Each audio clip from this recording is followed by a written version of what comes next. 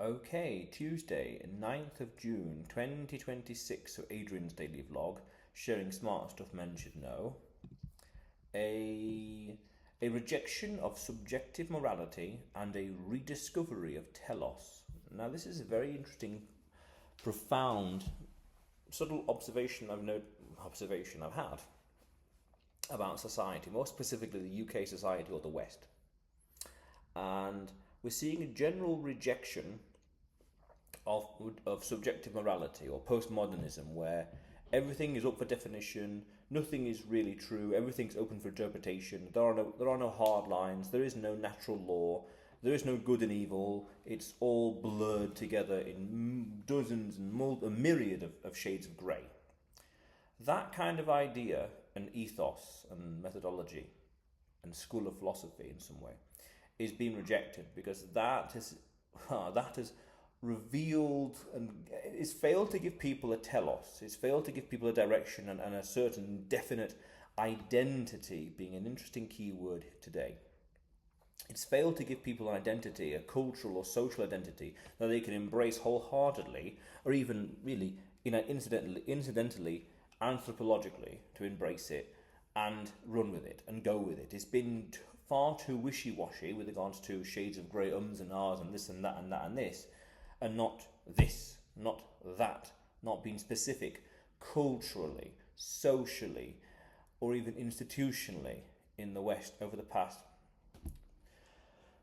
let's say 15, 16, 20, 25 years, 26 years, more or less like that, we're splitting hairs, how many years.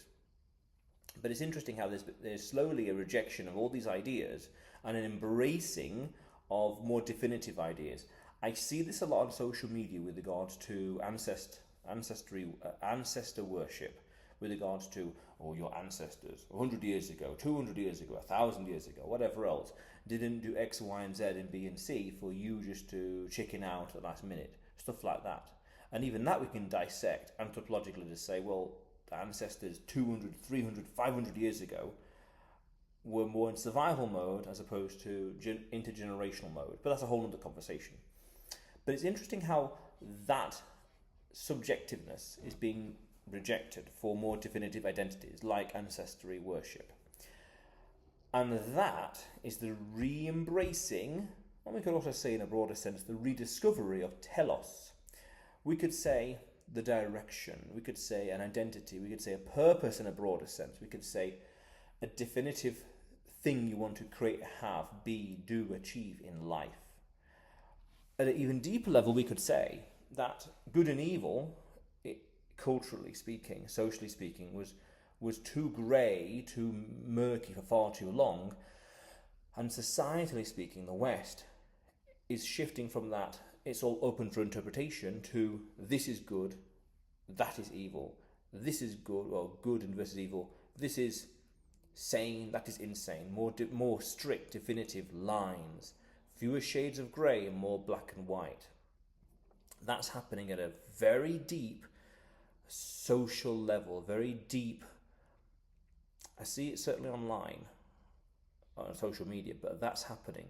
And I'm not sure what that's going to mean for the next 15, 20, 30 or so years, 45 or so years from now.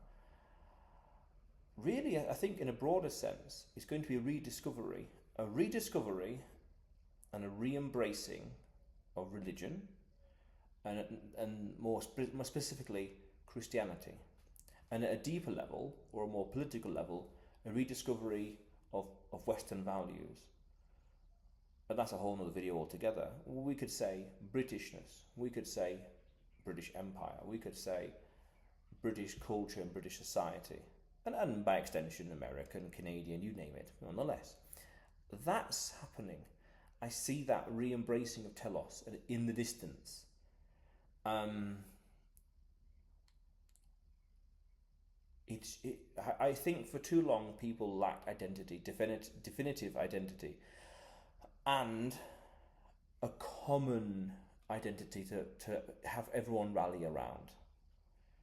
That has been lacking for evidently now the critical mass of time, and people are yearning, strong word, but yearning for that rediscovery of identity, or they're fed up with the modernity and the promises of a modern 21st century lifestyle, and or you could say neo-capitalist. I forgot. And a wholehearted embracing of capitalism, where it's resulted in good standard of living, good material possession, good material lifestyle, cheap abundance of material things, but lacking character, spirit, backbone, identity. That. And there could be a reaffirmation, a reconnection, a correction to embrace the more, I use that term loosely and a bit reluctantly, the spiritual side, the identity, the culture, that is slowly happening, moving away from this, not abandoning it and disowning it in terms of capitalism as a tool, but rediscovering culture and society. I remember vaguely and briefly in lockdowns in 2020, there was an interesting poll that was done, and I forgot by who, something online, I can't remember, BBC, I can't remember, that the poll said that people wish the community was as strong or as well connected at that moment during lockdown as it was all the time. And we can go deeper to say, well, has society ever truly gotten over this stranger danger thing and everyone is isolated? Because you could say at a deeper level in the 1950s, people in London were reading newspapers, so they weren't really communicating. Things like that. So it's fascinating.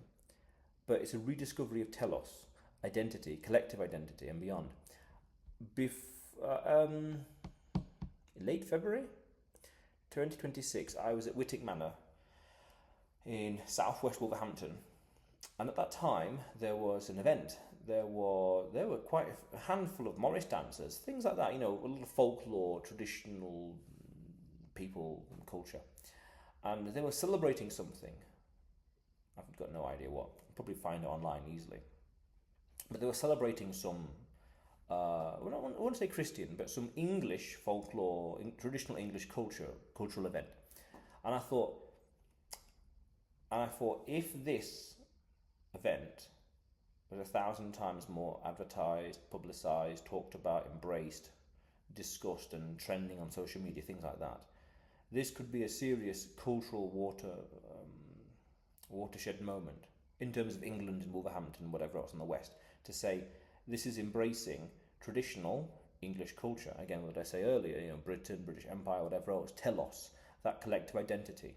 This cultural thing, this organic British folklore event was embraced by 50 people, I'd say, and that was 30, 40 people in that vicinity. Certainly not 300, certainly not 3,000, certainly not 50 or 30,000. Some serious gravitas there, but no, it was in the double digits. And I thought, this. That's the re-embracing of telos. Now, admittedly, it was an older generation, but that was the proto-seedling, the proto-sapling, culturally speaking. Give that another 30 years of momentum, and combine that with other things I think that's on the horizon for the West. And those kind of celebrations will be priceless, unique. There'll be those kind of celebrations will be a highlight of some people's day, week, month.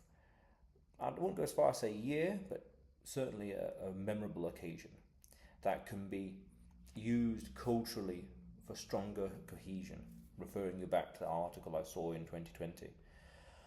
That's the rediscovery that this is English culture, this is important, this is us, identity, and a disowning, a disregarding, a total rejection, total sneering of the ums and ahs, the shades of grey, this is good, but that's the subjectivity, moral subjectivity, moral subjectivism. That there's that one quote by Friedrich Nietzsche that comes to mind, which is when you kill God, you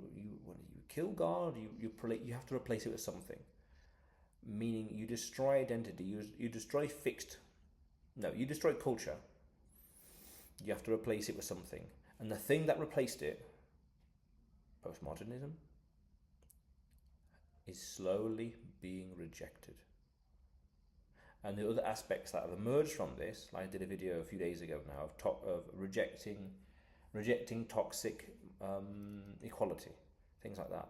The things, other ideas and ethos that have come from this idea, the general culture of the past 15, 20 or so years, is also being rejected. What's happening now in the UK with regards to the murder of Henry Novak is a very interesting flashpoint in British culture, and a re-embracing of that telos, that collective community, collective identity. Identity being the key word of today's video. That it's fascinating, and it's only going to expand and compound into the years and decades forward, and it's going to have immense amount of downstream effects, culturally, politically, socially, in the arts and beyond, the priorities and values.